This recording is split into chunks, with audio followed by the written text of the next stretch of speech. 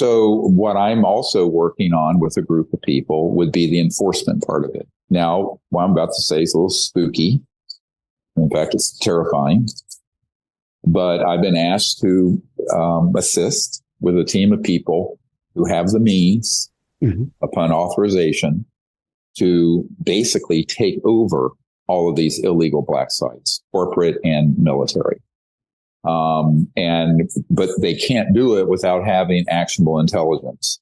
So one of the things I'm putting out through your show and every other show I'm on is that we need more and more of these whistleblowers who know precisely where the materials are stored, where the man-made Raytheon, Northrop, Boeing, Lockheed devices are being built, where the ET bodies are located, where the underground base entrances are. So this is what we've been collecting for 30 years. But we need more and more detailed information because I'm handing that off to both people with the Pentagon, White House, and the Congress.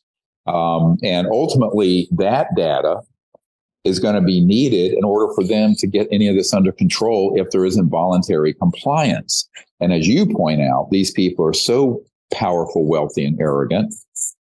And one of the points I made very recently to Congresswoman Luna, who's heading up this effort in the House, along with Burchett and a couple others, when I had a meeting with her a couple weeks ago down in St. Petersburg, Florida, I said, look, you're not going to get this stuff by knocking on the front door and saying, pretty please, will you show me what you have, right?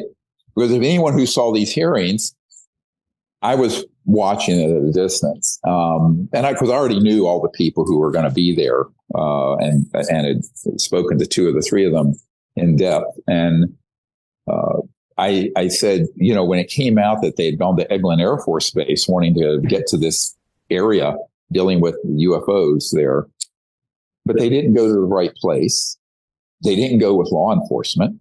And I can assure you, if you're running an unsanctioned deep black project that is not under supervision of the Congress or the White House, and even many of the senior people in the Pentagon that I briefed, by the way, they call themselves the have-nots at the Pentagon that are denied access to this.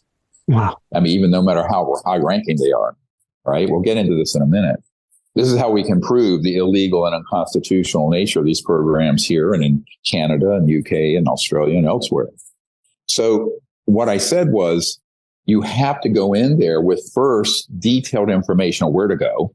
And then you go in with, I hate to say it, with enough law enforcement force. If it has to be a SWAT team, it's a SWAT team.